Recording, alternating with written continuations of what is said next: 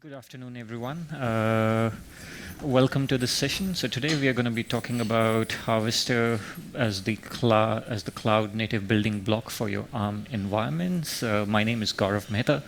I work for SUSE and I'm a staff software engineer on the Harvester engineering team. So I have with me Andrew and Hi, Andy Woffer. I head up ARM's open source engagements at ARM, and I was the architect, instigator, troublemaker that decided to deploy the full Rancher stack at ARM.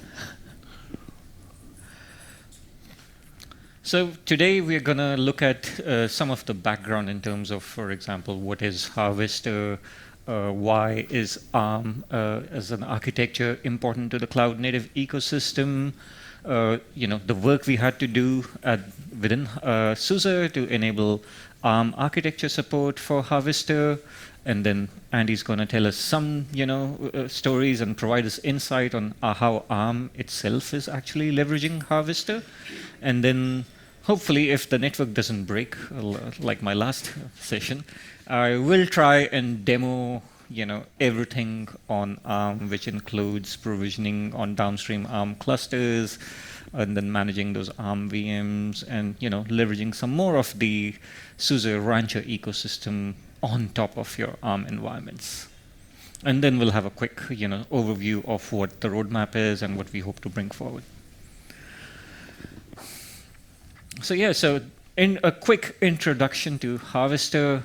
So what is Harvester? If you do not know already and have not been to one of our sessions already, Harvester is a modern cloud native hyper-converged infrastructure solution. Why? Because people were asking us as a way to use Kubernetes to run VMs in your environment. That could be in your data center or on the edge. And how the answer is itself Harvester. So Harvester, like everything else at SUSE, is 100% open source. We've built on top of open source technologies, the primary foundation being Kubernetes, and then leveraging other cloud native tooling like KubeVirt, Longhorn to offer you a seamless experience so that you have a HCI, turnkey HCI out of the box that's easy to consume, easy to configure, and get you started. So a quick overview of the architecture. So from a high-level perspective, you would install Harvester on bare metal nodes, and Harvester itself ships all the components that you see in this diagram. So for example, the ISO will install a SLE micro-based Linux distro on your node, and then layer it up with RKE2 as the Kubernetes distro of choice, install Longhorn as a storage offering, and then KubeVirt for virtualization. And the benefit is that it's as one turnkey solution. And once you have Harvester running, you can run VMs or containers side by side on top of your bare metal clusters. So again, back to why Harvester. Like I've mentioned, a few times, it's a complete on-premise infrastructure management solution. The idea is you can have VMs and containers living side by side, which seems to be a big ask for quite a few end users who are trying to migrate off VMs into containers, but need a place to be able to run both containers and VMs while they go through that journey of migrating their workloads into a container-based distribution. And again, don't have to repeat this. It's all powered by Rancher SUSE, which is a vendor-neutral CNCF product. So some of the benefits of Harvester. So obviously the strengths are the high performance because we're running natively on the bare metal, and there's very little overheads because we've tried to keep the packaging as minimal as possible. One of the reasons for going with SLE Micro was that there shouldn't be any package that you don't need installed on your nodes, and with the appliance model we can control very tightly as to what actually gets installed on that base OS. So with Harvester, you can run your VMs containers on bare metal, or you can run your Kubernetes clusters virtualized. So the idea is using the power of Rancher, you can consume Harvester as your private cloud, build more Kubernetes clusters inside VMs. Again, comes down to the workload requirements and the security requirements for your workloads. So over to you, Andy. Thanks. So, people ask, why would you want to use ARM, right? It's slightly different, whatever else. One of the advantages is that, or one of the reasons that you'd want to, all the major cloud service providers, all the tier ones especially, have deployed their own ARM instances, and they're using those instances by default. So if you go to AWS and you go, give me a machine, it's going to be a Graviton system by default. If you want an x86 one, you have to select x86. You can't just get it by default. So out of the box, tier one cloud providers giving you an ARM instance, and most of the tier two, so people like OVH, Hetzner, and Europe, and others, Oracle Cloud now in the States, and starting to go global, they're all doing ARM as well. So if you want to go public cloud, or if you want to use AWS Outpost, etc., it's all ARM based. And quite often with those cloud vendors, if you're going with an ARM instance, you're going to get a dollar saving on a performance perspective, right? So the price per performance is much lower than some of the competition. So there is that opportunity to save some money there. And quite often having multiple architectures, and if you write your code properly, you're going to catch more bugs more quickly, and it's going to be much easier to maintain that code base. You're not going to have any of your hard-coded shortcuts and assembly pieces in there because, well, why the hell not, right? And so, generally speaking, the software stack's going to be improved. And all the major CI/CD players now fully support ARM, right? So there's no excuse. GitHub just announced recently the whole native runners, both for Linux and Windows on ARM. And so you've got no excuse not to be running on ARM and have your code tested that way. So what did we have to do? So what did we have to do to make sure that we can run Harvester on ARM? So I'm going to take you through some of the things, the pain points that we had to address to make sure that you had an as seamless experience with Harvester, whether it be on ARM or AMD 64-based architectures.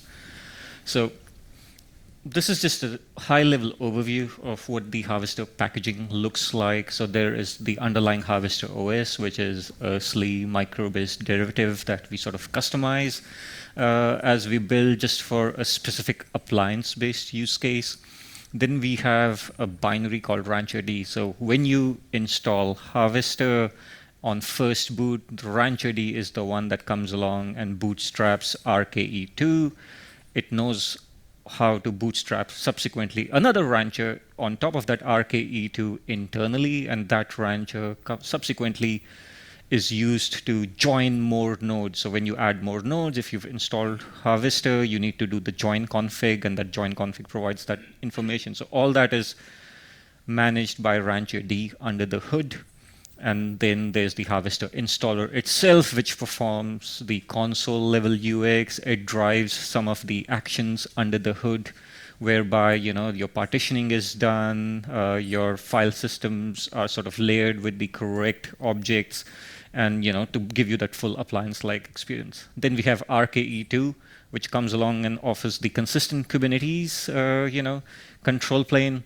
Then Rancher itself, and on top of that we have our custom controllers like Harvester, which brings the UI and a lot of the the UX goodness that you've come to know from Harvester. Then you have KubeVirt, and last but not least, Longhorn.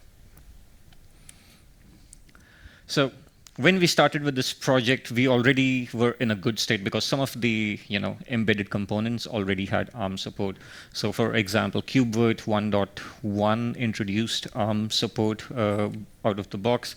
Longhorn 160 was another component that had ARM support, and RKE2 1.27 is also another component that introduced ARM support. So those were the three things that fortunately already had ARM support out of the box, but then there's the list of things that did not have ARM support, and those were the ones that we had to address to make this possible. So for example, if you've looked at the Harvester code base, Harvester itself is a lot of Kubernetes controllers that work in the background to offer you that seamless UX. So Harvester, apart from the core Kubernetes, Harvester controllers also has a lot of other sort of dependencies that it depends on. So for example, the load balancing service, the network manager, the node manager, Rancher Bootstrap service, again, which is Rancher D, and then the Harvester CSI and the cloud providers to allow you to consume the Harvester services, the cloud services on your guest clusters. So again, the general theme in all of these was, like when Andy was mentioning that you should cross-compile your code for multiple architectures to make sure there's no hard-coded dependencies. As we found out, we had quite a few hard-coded dependencies where it was written, if x86 equal to 64, install this package. Otherwise, maybe don't install this package. And there were historical reasons for it, because when we started the project, there weren't packages available for those sort of libraries, for example. And as the ecosystems matured, the adoptions matured, just about every sort of project has some level of ARM support. So we had to go through all these projects, all these dependencies in the Harvester project to make sure nothing is hard-coded to refer AMD 64 explicitly or x86 64. And then the general pain points of ensuring a consistent CI pipeline for all your projects. So we had to do a lot of work on the CI and to make sure now we were shipping multi-architecture images, and multi-architecture manifests, so that we could, when we package the final ISO, we don't need to make too many changes, and based on whether it's the CI is running on a AMD 64 or an ARM 64 runner, it just knows the correct manifests to download to provide you the final ISO, which has everything working out of the box. So that was the Harvester level changes. Now we also needed to make some more changes on the underlying base OS. So for example, the Harvester OS, as we call it internally. So again, some more hard coding there for x64, 8664 and AMD 64 based architecture. So we needed to make those changes.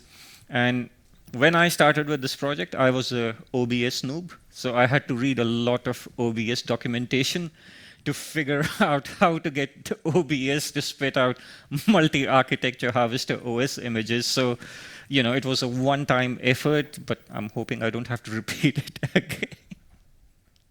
But the idea was, every change we did, the idea was that we have one consistent CI pipeline, which could now spit out multi-architecture builds for us, so that, we had more sort of, confidence in our own CI and, the final artifacts that were being generated. So again, back to, some of the changes we had to make. So I sort of made a list of the components that needed the most changes to enable, ARM support. So for example, the Harvester installer. The Harvester installer is the glue that sort of, builds the ISO and then gets installed on the ISO to bootstrap everything. And Harvester sort of, packages it all as an ISO, so, and generates the iPXE artifacts. So there were some hard codings, again, there for x8064, as I found out that the ISO partitioning is slightly different for AMD 64 versus ARM 64. We had some hard-coded, changes in, so for example, grub to say, look for, the kernel RAM disk in this particular location, which was hard-coded for AMD 64-based architectures. And now we suddenly had to handle those slight discrepancies in the build process. So eventually you got the one consistent ISO, and all of that is sort of abstracted from you. So again, like we didn't know of these, at least I didn't know of it until I just started working on it, and we thought we'll fix those issues when we get there. So, and this is just the build process, right? So we needed to do a lot of work on the QA side to make sure that everything we are building is working, right? The images are performing well, because all the changes I mentioned in the few slides, there were a wide list of changes. So I know I broke lots of things, so I wanted to make sure that we catch all those things to make sure that you do not have to suffer the same pain that I did. And apart from that, we needed to ensure that we did not change the end user experience, right? That was the first goal, that it doesn't matter whether you're running Harvester on AMD 64 or ARM 64, the end user experience needs to be exactly the same. There should be no difference. I think the only difference is I had to make sure that in the grub config, I explicitly added Harvester installer for ARM, so that you're using the right installer. But yeah, and again, really grateful to ARM, because they were also able to pitch in by helping QA all our changes. I know Dean, who isn't here today, he and his team were building stuff of our Git branches and building it locally, testing it locally, and providing us feedback. Andy and his team donated us hardware, which we were able to put to use in our lab to run all the QA scenarios. So without this sort of joint teamwork, this wouldn't have been possible either. So how are we using Harvester internally? We've got a number of engineering teams distributed across the globe. Our primary engineering base is in Cambridge in the UK, and we decided, actually, let's use them as guinea pigs, because what engineer doesn't like to be a guinea pig? They didn't really know about it at the time, but for us, for our infrastructure team that's supporting our engineering population, we needed a standardized workload management perspective across our hybrid estate. So we have a number of servers on-prem. We're using a number of cloud vendors as well to distribute our workloads. So we needed a way of being able to manage the workloads across all the various estates. And as we have sites all over the world, they have some satellite data centers closer to the engineering teams. We wanted to be able to make sure that we were able to push out code and applications, etc., as close to the engineers as possible to minimize any latency issues. So that whether that's deploying it out to Bangalore, deploying it out to Shanghai, deploying it to Austin, up in Manchester, etc., we didn't care. We just wanted one way for our engineering support team to be able to go, right, you need that instance, you need that application, or those resources. Being an IP company, we like to make sure that things are air-gapped as often as possible. And so ensuring that we had a good secure air gap was vital. And Harvester helps us implement that and securing the clusters. And we've gone for the whole Rancher stack. So we deploy everything from K3s, RK2, Longhorn, NuVector, Harvester. Everything just gets pushed out. It's just easier for us. We have a complete cloud-native supported solution from SUSE in that way. We have requirements for multiple architectures. Whilst we want to enable as much ARM as possible, some of the code we still have to contribute to x86 or others. So we want a way of being able to manage that heterogeneous architecture, effectively single pane of glass scenario. And we've got obviously GPUs, we've got FPGAs and other things that we want to be able to manage, plug in, and leverage from a code testing perspective. And ultimately, one of the aims is to be as efficient as possible with the resources that we have. We don't have unlimited budgets, as much as some people may think we do. And so we need to be a little bit more careful how we go about deploying and how we go about using a lot of those resources. So that's the in production kind of piece. We've also got, from our software engineering team, especially in the open source side of stuff, they're working on a lot of development upstream, downstream, close collaboration with partners, etc. And so for them, traditionally they would say, oh, we need a server for this purpose, whatever else. Okay, how many CPUs is it? Right, we'll give you a nice big server, we'll give you a big VM, whatever else. Now they go, we need 3.5 terabytes of RAM and 100 CPUs.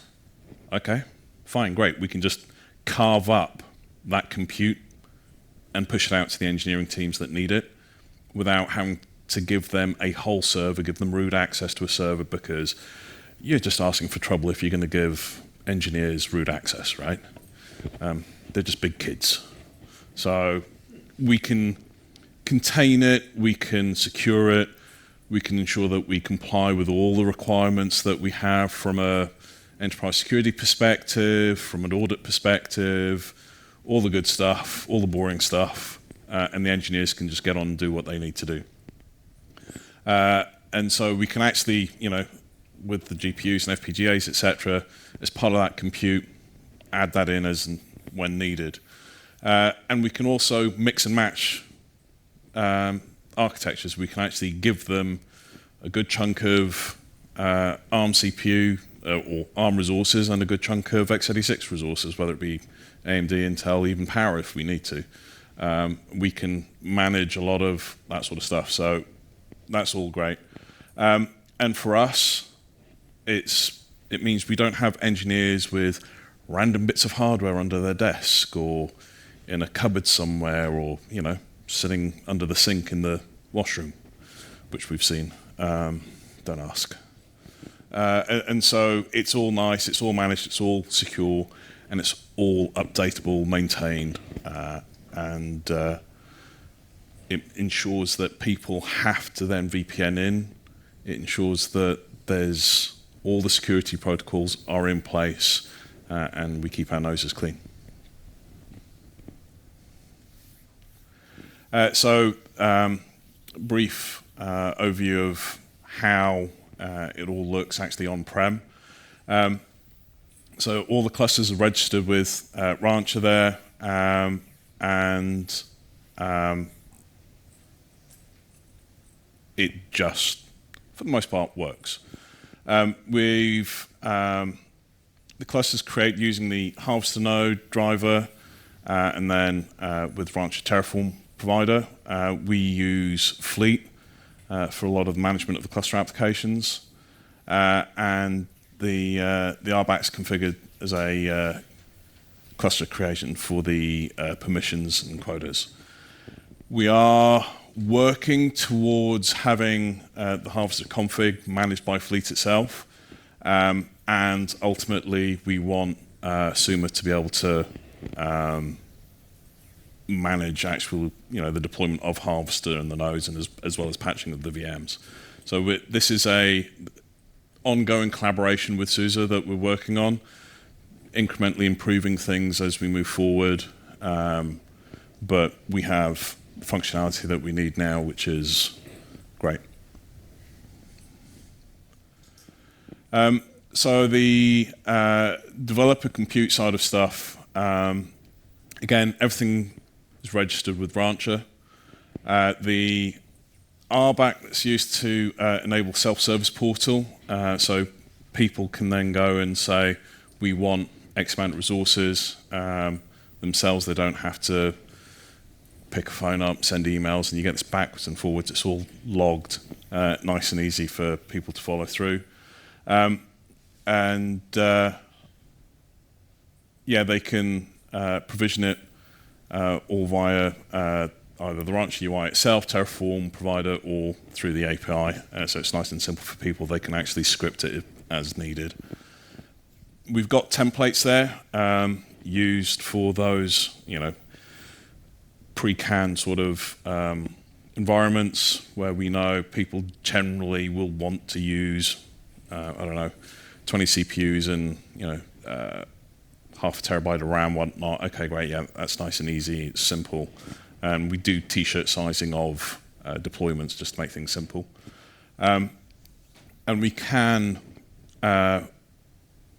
be as hands-off or as hands-on as possible. So the resources that we deploy to the engineering teams, if we trust the engineers, sometimes, we will go, okay, great, you have full control over whatever you do with your resources, we don't care, because it's all contained. There's not going to be any data leakage. They're not going to be able to get out and consume more or whatever else. Well, they shouldn't be able to. And so we can actually give the engineering leads effective admin rights so they can sub-carve if they wish or do whatever they want. So we have gone all in on the Longhorn storage here. There is some external storage available. That's kind of legacy stuff that we're just using up. But we are moving towards Longhorn and migrating off of the legacy piece in due course as we grow and establish the estate. We did encounter some issues around large volumes with Longhorn.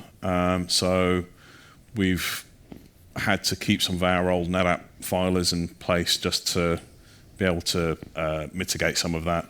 And we're continuing to use VM or use Longhorn for the MOS root disks. And we, like I say, we're trying to work through some of these Longhorn issues so that we can go all in and it's single stack. So for us, Harvester is just one piece of the puzzle. As I mentioned, we are going with the whole stack here. It helps us solve the mix of CSPs that we use. We use most of the tier ones globally for the different regions. We have our own private cloud internally. We've got a number of compute clusters that engineers use for EDA tooling and such like. And so by using the full Rancher stack, we are able to wrestle control and minimize dark stack deployments of random bits of hardware that we have no idea about. And so, yeah, it just simplifies our workload. We're standardizing on fleet configs to make sure that things are consistent when we push them out. The RBAC's managed all from a single location. So our team in Cambridge are in full control of everything. And we have that single pane of glass to see the entire estate globally, which makes things so much easier for us. We have a team of about maybe 6 managing our entire engineering development estate for our open source software guys. That's a 1,000-man engineering organization managed by 6 people across, like I say, Bangalore, Shanghai. We've got France, Bulgaria, Sweden, Norway, and the US, as well as the UK. And with the fact that the whole Rancher stack's open source, it means that we can get stuck in. We can provide patches, pull requests. We can have discussions with the SUSE team going, looking at the code, this doesn't quite make sense. How do we do something? We can trial something and say, can we deploy this in that way, or can we do whatever else? So it means that the collaboration that we have with SUSE is much, much easier, much closer, much quicker, and it makes it much more enjoyable to work together. And so we're now, our architecture is supported across pretty much the entire stack now.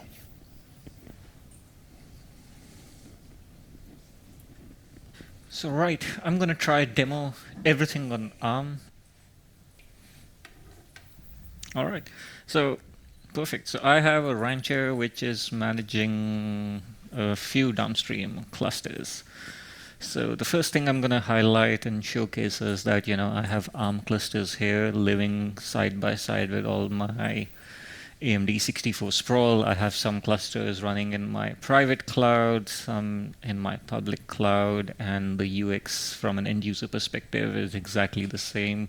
You do not need to know the intricacies of what architecture is, underlying architecture is. If you are interested in just consuming compute, it's as simple as coming here, defining an image. Just make sure you use the right architecture in that case. So we'll go quickly build an image if I can find it. Yep.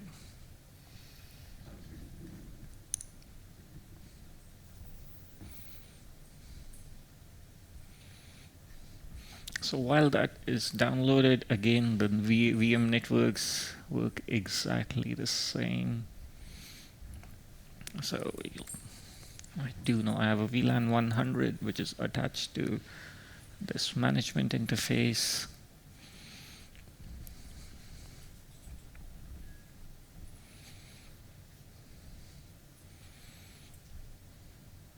Right. So let's see where the image is. So again, as seamless as you can imagine it is. We'll go back. I have another cluster where I set some of this stuff up already.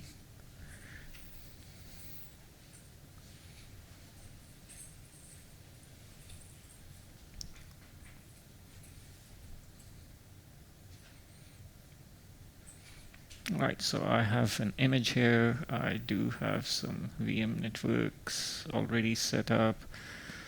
I also have some virtual machines running here. And we'll create another one.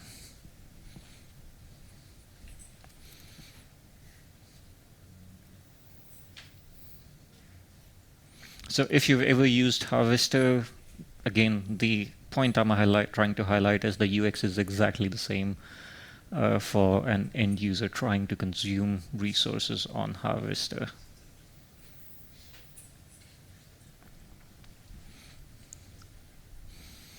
So that'll get scheduled and started up.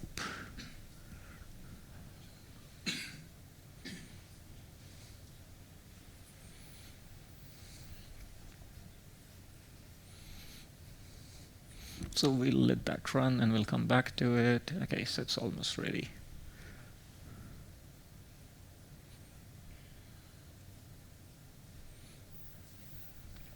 Right, so what's Rancher good at? That is downstream cluster management. So let's create a downstream cluster.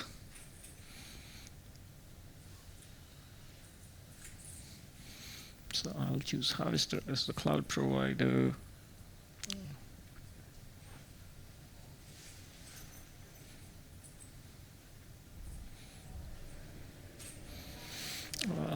Let's call it a demo cluster.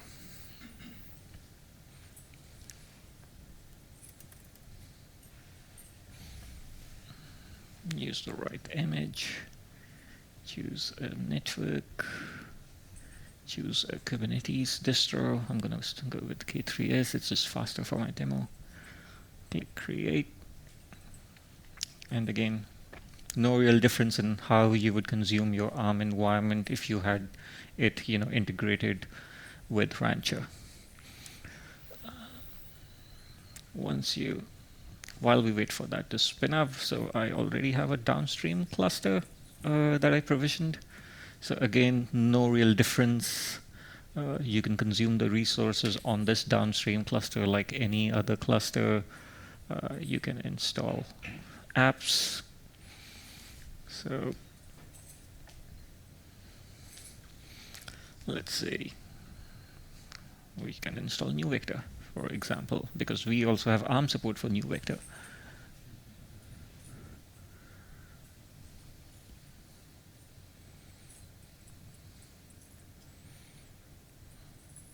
I'm just going to stick with the same defaults because even I don't know what's all there in the Helm chart.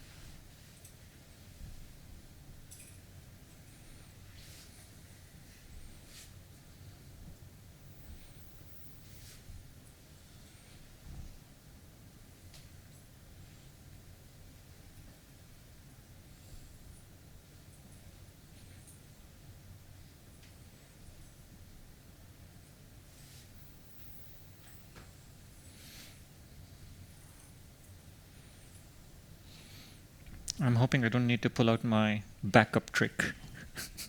All right, it's done.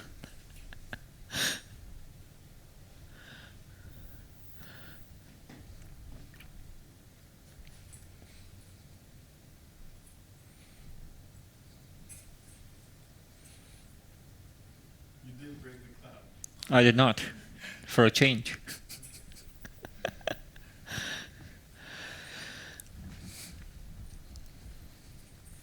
So yeah, that was a quick overview that, if you go down the ARM route to install Harvester, we still have a wide ecosystem that you can leverage on top of Harvester running on ARM.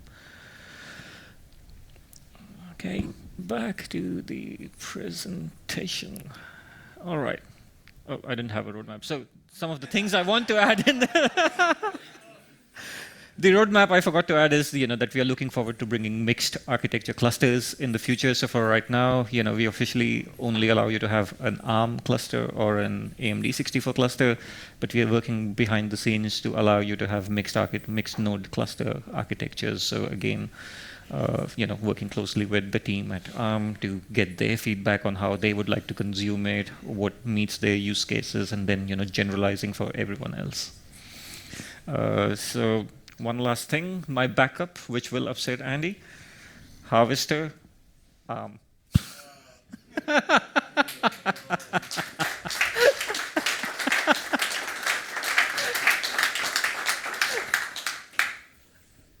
Any questions?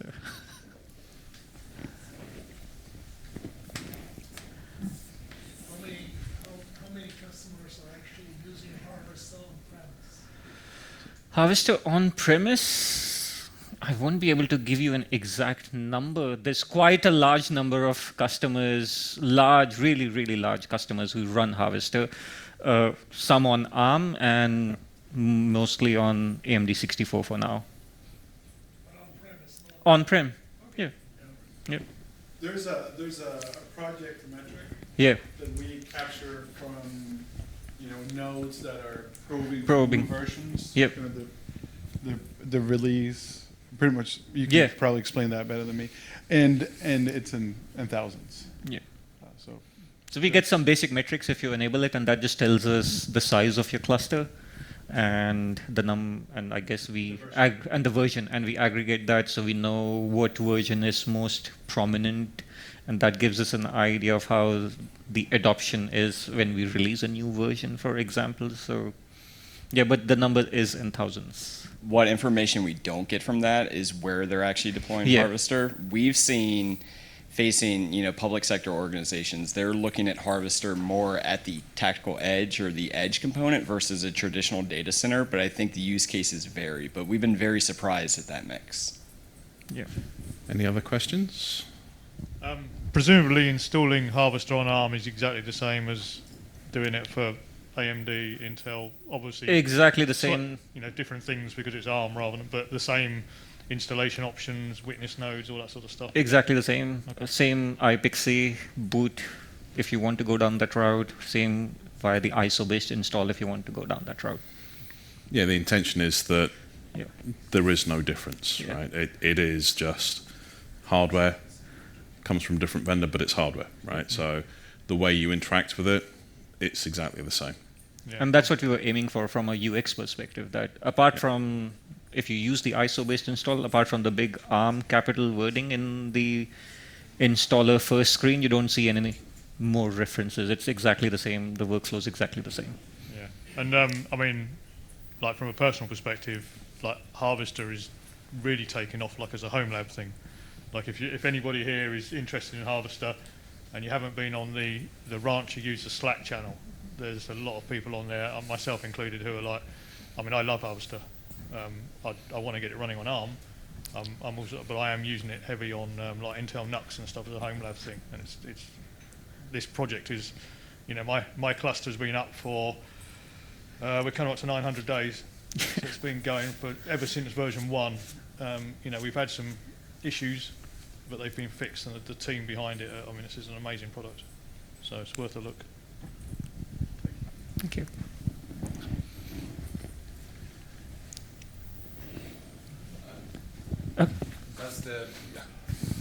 Thank you. Does the ARM implementation of Harvester support the GPU pass-through, vGPUs, and stuff like that? Not yet. It's coming. Okay. Thank you.